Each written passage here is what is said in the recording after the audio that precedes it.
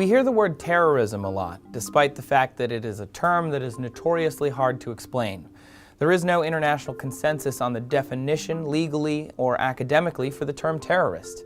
In fact, the U.S. government has more than 20 definitions for it.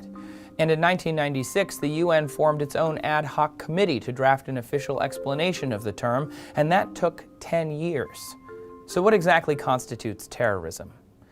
A mix of those definitions results in something like this.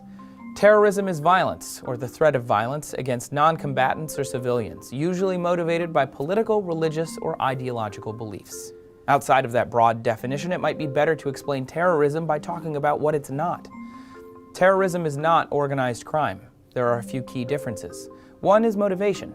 Terrorism is usually politically or socially motivated. Organized crime is profit motivated. Secondly, people in organized crime don't usually seek media attention, something terrorists do.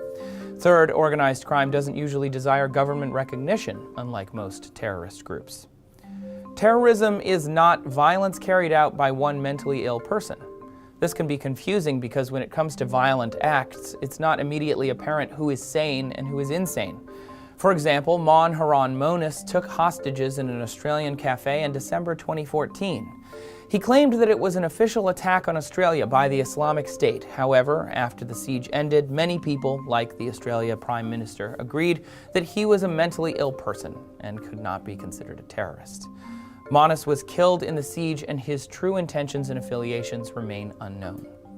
Research shows that 40% of lone wolf attacks are perpetrated by mentally ill individuals. Terrorism is not violence perpetrated by a government against another nation. If a nation commits an act of violence, it is usually referred to as an act of war, or under certain circumstances, an act of self-defense.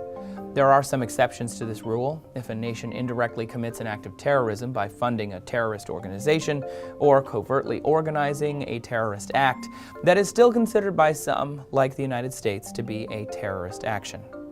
Terrorism is also not an act of violence by a government against its own people. Nations like Nazi Germany and Soviet Russia had a history of terrorizing their own civilians, but those were generally considered to be acts of oppression or repression and not terrorism. These definitions are based on how the UN, the US, and many international scholars interpret these terms. If you disagree or have a dissenting opinion, you're not alone. As we said at the top of this, terrorism is notoriously hard to define and often used to mean many different things by pundits, politicians, and the media. If you want to know more, watch this video on why terrorist groups can't last forever. The most common reason a terrorist group stops committing terrorism is because they eventually become a political party. Thanks for watching, and please subscribe. We put out new videos 6 days a week.